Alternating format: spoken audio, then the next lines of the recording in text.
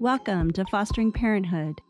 Consent. Porn. Normal relationship. Being a teen mom. My first real adult love. What it's like to be a foster child. Every person I had an attachment with had left. How trauma impacts your decision making. I didn't feel very accepted and I didn't feel very safe. And he said, you are lowering your own value by putting up with this. And I wish someone was there to be there and tell me that it wasn't okay. How do I honor providing that space for them? It's about being in a place to be open to someone sharing with you their hurts. Making sure that you guys are going into things open and supportive, or just even willing, right, to have these conversations. I need you to find the strength to call someone and say, I'm drowning right now. It's helpful to know yourself first as a caregiver. But I just want caregivers to know that you're not alone. You called me mom.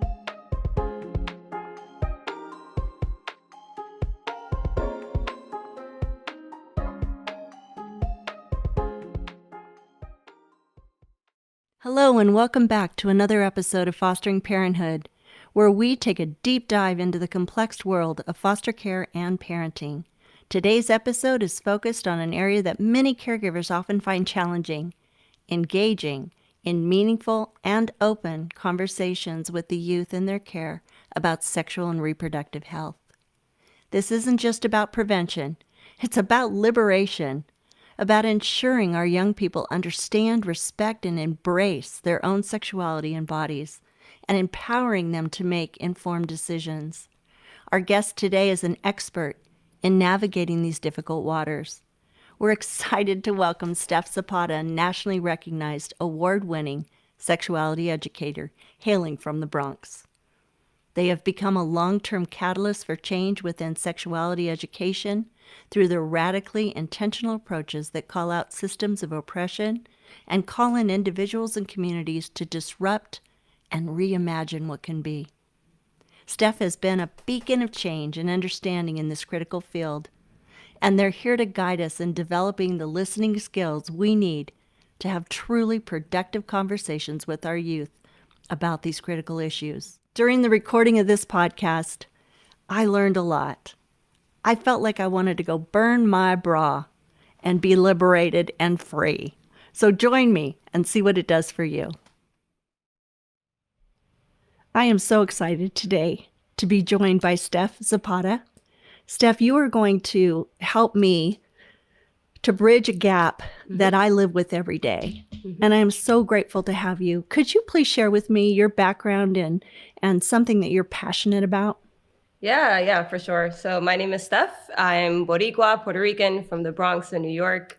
I've been doing sex ed for over a decade at this point. And what I'm passionate about is actually sex ed in the ways that I get to do it. And so how I approach sex education is to really bring in a whole person approach.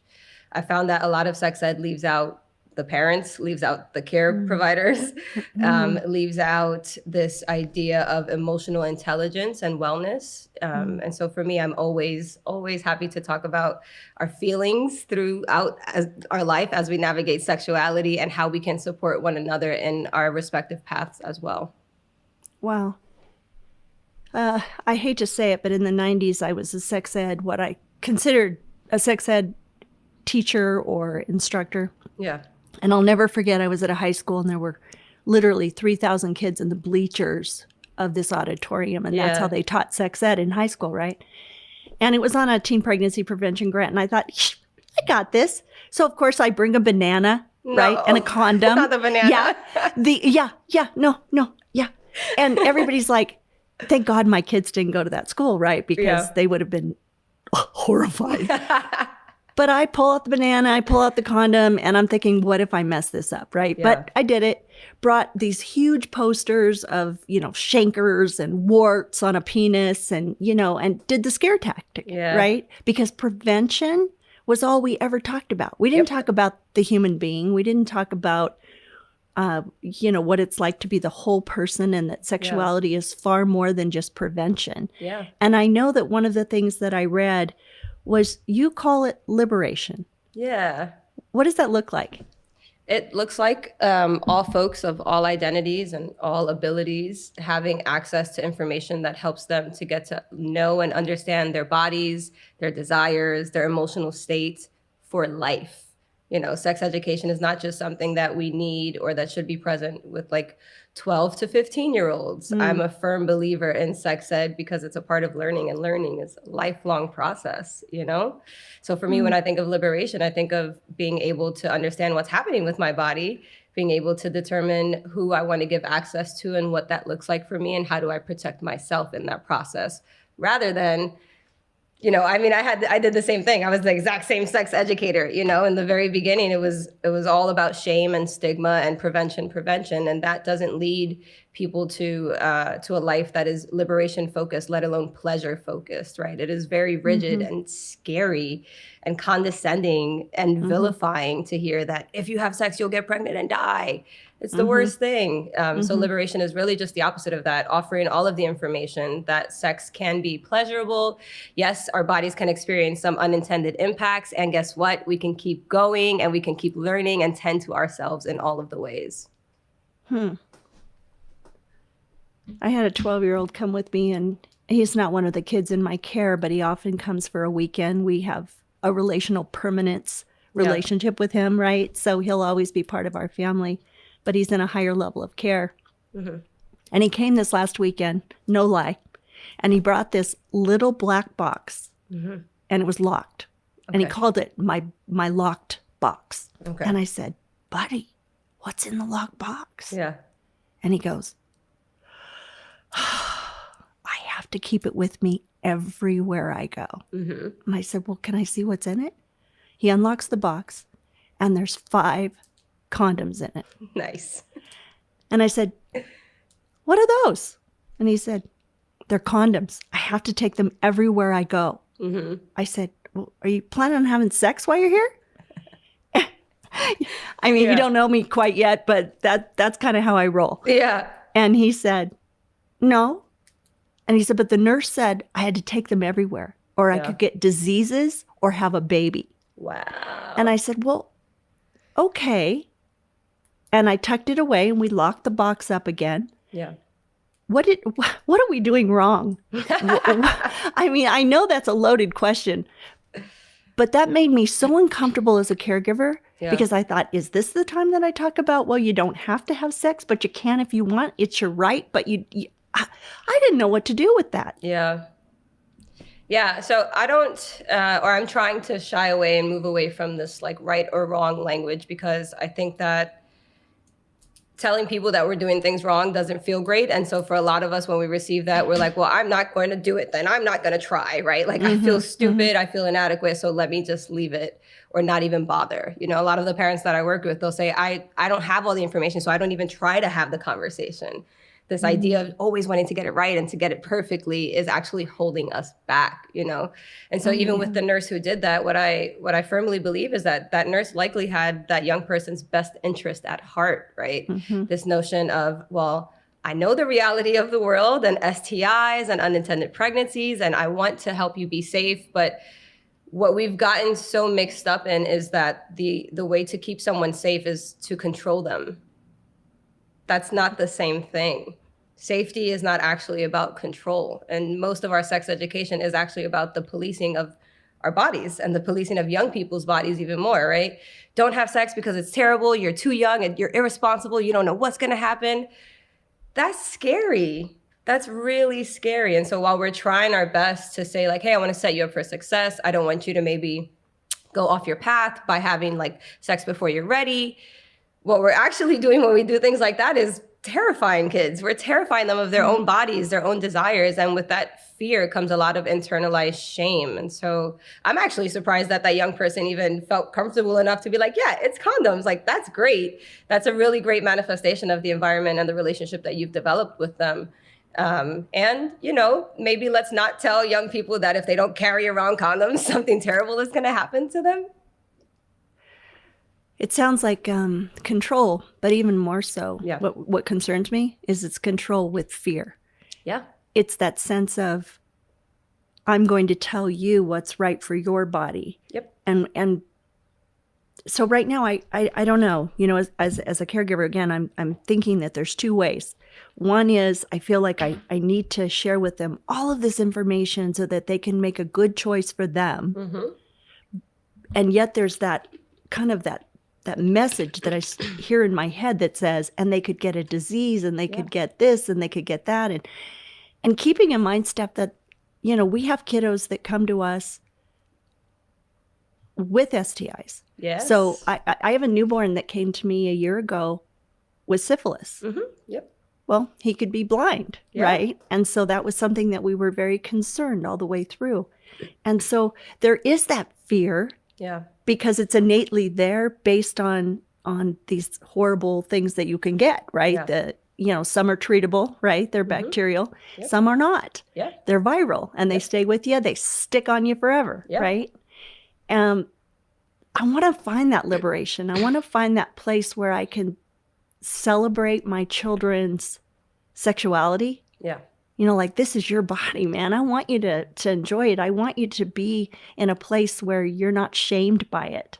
Yeah. And yet, I also want them to be cautious because it's scary out there. Yes, it is. Yeah. So where's that balance? That's the duality of life, I think. And I love to talk about sex ed like this, but it really is a great practicum and pedagogy for all of life, right? Being able to hold those two things simultaneously. I want the absolute best for you. And I know that talking about safety and barriers is super, super conductive to that.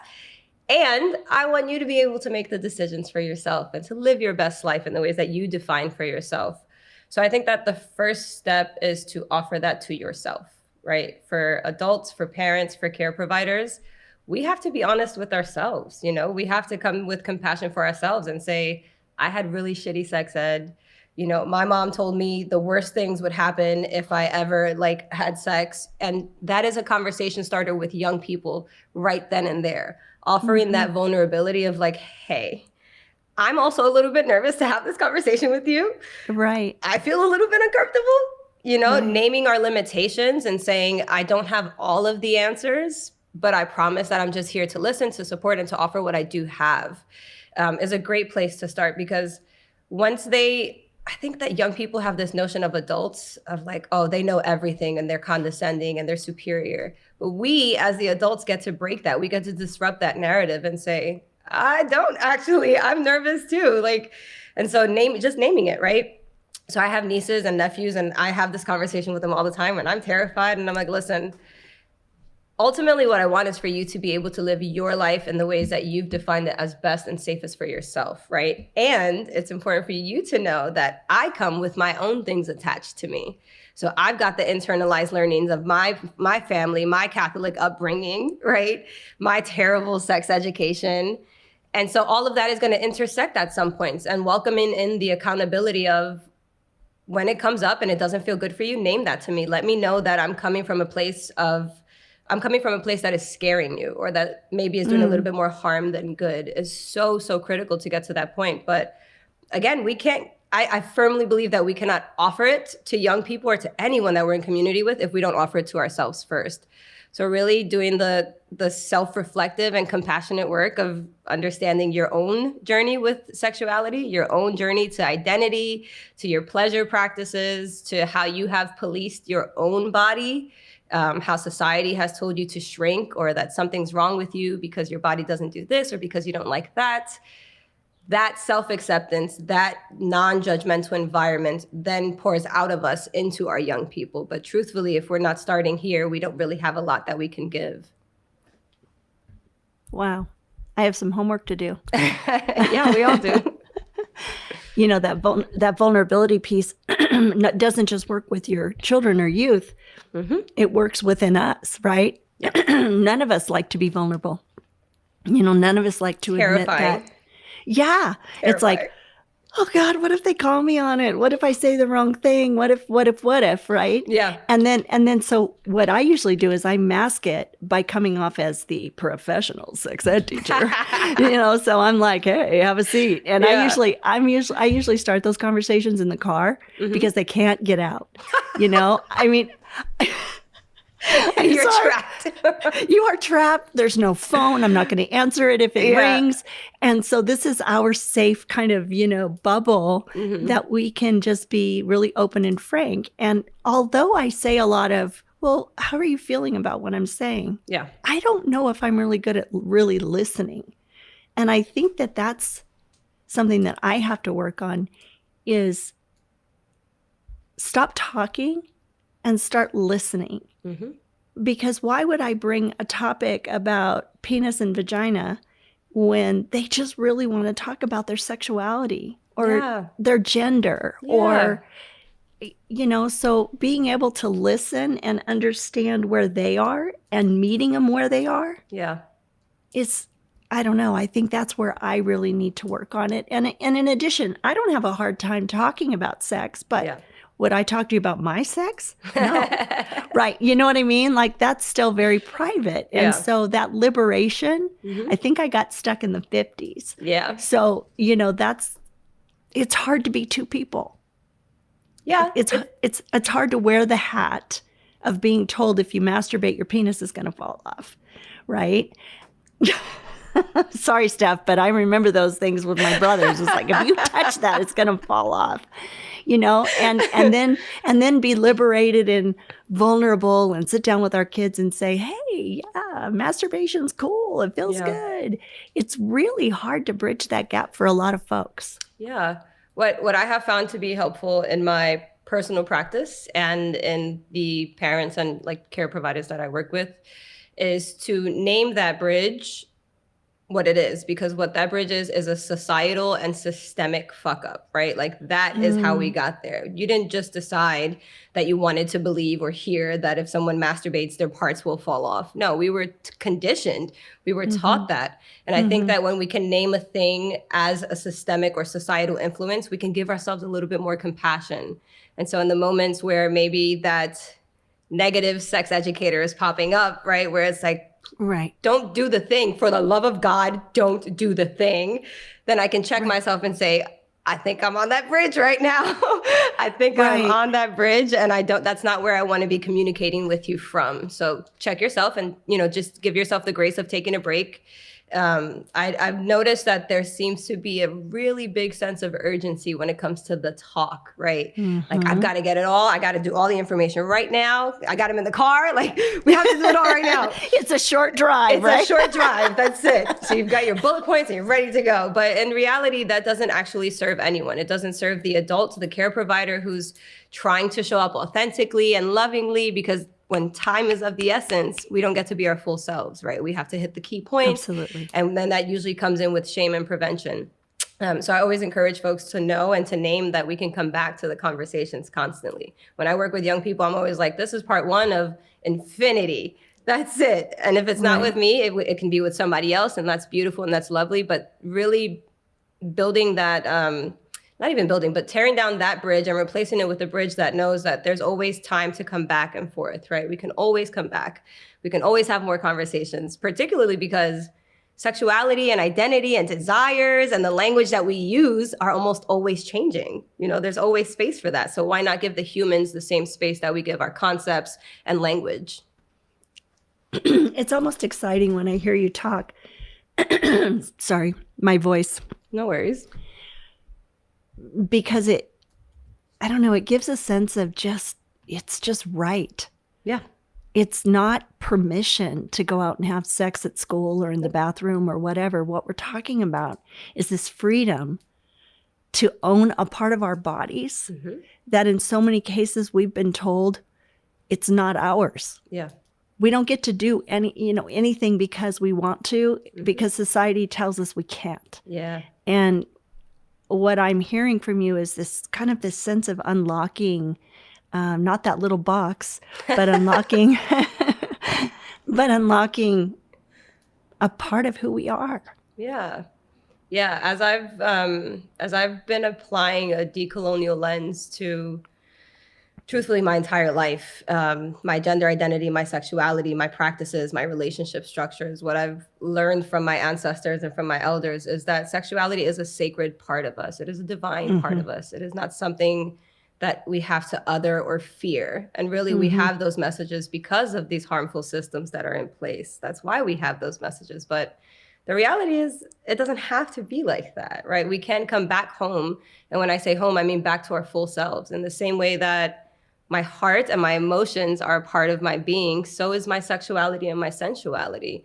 And being in relationship with that prepares me and gives me all of the tools to say no, right? More than it gives me the idea of, oh, I want to go have sex with everybody. It's quite the opposite, in fact. When we teach young people that, hey, your pleasure, your sexuality is sacred. You don't have to give that to everybody. And there will be people who ask, and you get to decide, and here's how it may feel when you really want to. Here's how you may be able to recognize a no in your body. Those are life skills. That's a life skill. And so I'm always telling people that sex ed is harm reduction. It is violence prevention. It is a life skill course. That's what it is. You said something about the freedom to take your time. Yeah. To by unlocking our sensuality, our sexuality. Yeah. It kind of reminds me of what you had said earlier about being in the car and you've got, 5 minutes before you reach your destination, you need to hurry up. So you kind of end it with, and you'll die, right? Because you just kind of want to put an exclamation mark on, don't have sex, right? And so a kid's going to be like, oh God, the guilt, the almost that rush mentality, like when they have 5 minutes, they're going to have sex just because they're curious and it feels good, but they're going to do it very quickly without a lot of thought because we really haven't, I think, imposed the idea of thought in sexuality. It's fear-based. So it's don't do this, don't do that. You're going to get this, you're going to get that. Carry this little box with condoms around with you 24 hours a day, right? Yep. There wasn't a lot in there about you get to decide who and when. Yeah. And it slows down the process. So instead of these kids at 15 thinking, oh man, I got a second and it's between classes and we're in the bathroom, let's do it. Let's go. Yep. Let's go. Not a lot of thought, right? Yeah. Now we're saying, hey, slow down. Take it easy. Yeah. It's going to be there. Yeah. Other than 15 years old. Yeah. Right? Yeah. It's going to be there at 25 and 35 and 45. And then at 55, people think we should die. So, that's not how that works. Sorry. These kids think, something like, ew. Oh, I love telling them. I'm like, all old people are having sex. Enjoy. Get used to it. This is life. Ha ha. And they kind of look at us like, oh, that's gross. No. Yeah. Oh, well, too bad. A whole nother podcast, right? Right. So geriatric sex. But the reality is I love this because it's not just about how to teach them. Like in other words, okay, this goes here and this is a menstrual cycle in 14 days and da da da da da da. Yeah. It's really about setting this this environment of allowing them to take in the information and process it slowly, safely, and with this sense of ownership. Yeah. Yeah, that's the intentionality of it, right? Like giving them the space to do that. Let them be intentional in figuring out what they might want to do, what they may not want to do before they have to feel like they're rushing into it. I just came back from Virginia Tech doing a couple of sessions over there, and I really appreciate the vulnerability of young people. I really, really do. And so overwhelmingly what people had questions about was, how do I say no, not right now, without making them feel like I don't want them, like they're rejected, or I have no interest in them. And there's a lot of guilt that we feel when we say no, not right now, right? But that's because sex ed itself is poised in this place that it is urgency, it is a rush, and we assume that all young people have these raging hormones and they just want to go out and do the things. And I'm just like, that is not actually true. Harvard did a study, I want to say maybe 4 or 5 years ago, where they asked teens and young people their perspective on sex education. And what the young people said was, okay, I know how to now put a condom on, but I don't know how to talk about my feelings. Yeah. No one's talking to me about what do I do if my friend is mad at me? I don't know how to emotionally regulate. What do I do? So here we are thinking, all young people want to do is like take their clothes off and have wild sex all the time. And young people are actually like, please help me navigate a crush. How do I tell my friend that I like them? Like, no, that's so true. And then, and the biggest piece, right? We see this a lot with kiddos in foster care. Yeah. Is this sense of no one likes me. I'm not accepted. I don't even accept myself. I don't have a lineage, right? Because so much of what my past is, I'm not even aware of because I'm 5 houses past my original. Yeah. And I left there at 2. Yeah. And they really just don't have a sense of who they are. Yeah. And you're right. I see this all the time. I see it all the time. It's not about the sex. It's about the feelings behind it. It's about I'm doing it because of the pressure that I'm feeling that if I don't, this person's not going to like me anymore. Yeah. And I only have one friend because I've transferred schools 5 times and I don't want to lose that friend. Yeah. So we would almost be better off talking about how to navigate those conversations and those feelings as opposed to sex and what it's going to do, because the fear factor is not working. It's not working. It's not working. It's not working. And I mean, truthfully, it's never worked. Like it's actually never worked. And that's not going to shift. And so I think it's really on us to do the thing, to be the change. And I wish that we lived in a society that really valued young people as experts. And so we would take their information and their perspective more into consideration, but very rarely do most people in most systems, let alone consider what young people are saying to be expertise. And like, yes, I definitely know, I understand this. And so because of that, we have to recognize that as folks with the positionality, with the authority, it's on us to say, hey, yes, this is a human sexuality piece. I'm not going to start this with condoms. I'm not going to start this with body parts even. I'm going to start with feelings. Like, let's talk about feelings. I love it. I love it. We started off with the foundation of why someone would even engage. Yes. Nobody's going to have sex because they like the way a body part looks necessarily. You know what I mean? It's not like, woo! It's about, wow, I don't want to be disliked. I don't want the rumor that I didn't do whatever. I mean, there's so much to this, and especially with social media, because you can be blasted for just about anything. Yeah. It's scary for these kids. Yeah. We need to empower them. But that's where sex ed fails so often, right? We think that we're offering them tools to empower themselves to use protective barriers and to say no and blah, blah, blah. And sure, maybe you are doing that and that like I can recognize, okay, this is a latex barrier. I know how to put it on.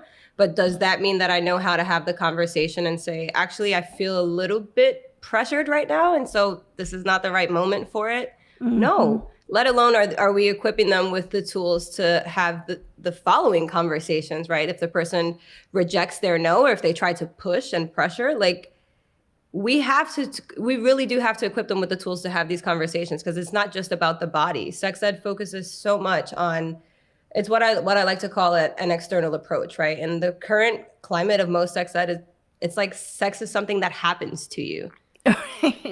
Like what? Like it's like an outside of you thing. And so you only need to learn about your body when you are given access to someone else. Like, what are you talking about? That is not how that has to go, my love. No way. No way. It's the old saying, I lost my virginity. Yeah. You lost nothing. It's victimization, right? Like I couldn't control it. Yeah. Yeah. So I have a 17-year-old. And I want to use this liberation approach.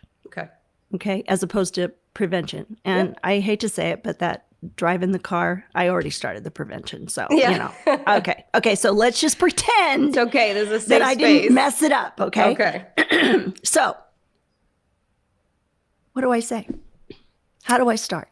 I would start by saying exactly what you just said and naming that you feel like you already messed it up.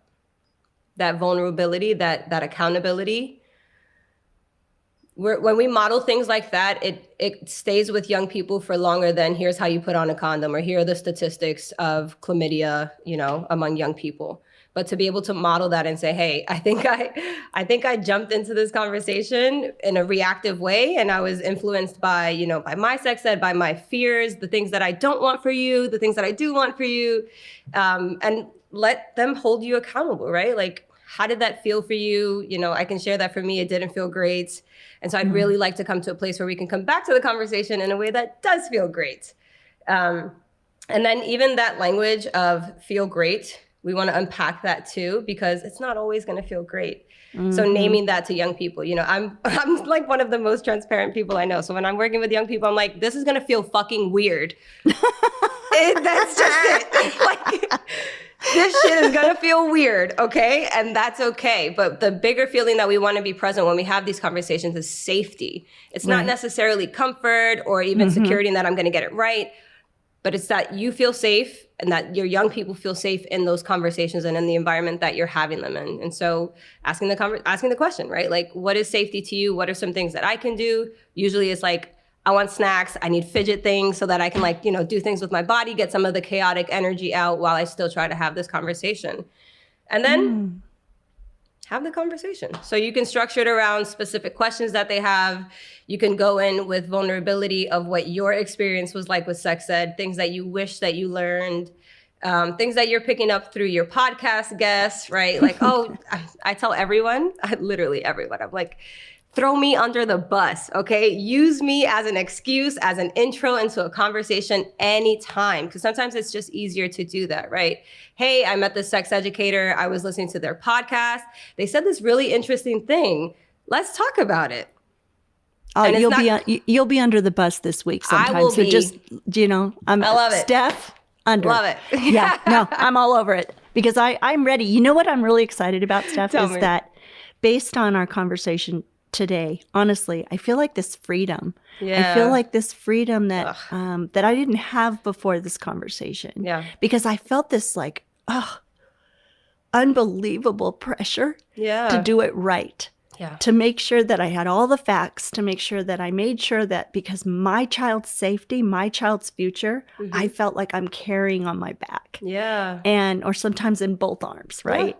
Yeah. And based on our conversation, I just feel almost this happiness about saying, you know what? It's your body. It's your sexuality. And I can offer some details, facts, whatever it is that you need. Yeah. And we can not even go on a short drive. We can go on a long drive and have this conversation in a comfortable way. But I'm not here to tell you what to do with your body because God gave that to you. Yeah. And it is your body to do with as you please, but I want you to be safe in doing it. Yeah. So here's some tips and tools, right? To make sure that you're safe when you're making those big decisions, right? Yeah. Thank you for that. Thank you for that vulnerability and that share. I'm holding that really close to my heart, particularly because, you know, same. I felt all of the fear, all of the shame, all of the stigma of the sex ed that I was putting out to not just young people that I work with, but the ones that I help parent and raise in my family. I was like, I don't think I'm doing the thing. This is harm, right? And it really wasn't until I got to this place of the realization that sex ed really is just about fear-based and shame-based and guilt-based control and prevention. And all of that is a manifestation of colonialism. Like, that is colonialism. So when we can name it that, we, again, just offering yourself the grace, just offering it to yourself and saying, I don't know it all. I don't have to know it all. But what I do need this young person to know is that I am a safe person to speak to. Not that I'm always right. Not that I always have the answers, but that I am a safe person to speak to. You know, because if we always go the prevention-based way or the guilt-based or the fear-based way, what happens is young people grow up, right? They explore, they do things, and then we don't hear about that part of their lives. We are not allowed into the vulnerability of, hey, I had unprotected sex. I'm a little bit scared. Do you know where I can go for like testing or for plan B? They don't come to us with that because we've terrified them, because we were terrified ourselves. So it's a vicious cycle if we don't do the intentional disruption of it, you know? Absolutely. There's somewhere between this sense of fear Yeah. And this sense of, free sex and orgies and, all of that. We have to find that, our pendulum that we live in, right? Our Yeah. societal pendulum. We have got to land in a place of safety. We have to land in that place of vulnerability and grace. Yes. Steph, I want to thank you for helping me personally to find a better balance when I'm having these really important conversations with my youth. And just for your spirit, I really, really enjoyed this podcast. Oh, thank you so much. I so appreciate being here and being able to have the vulnerable conversations that you offered. So thank you.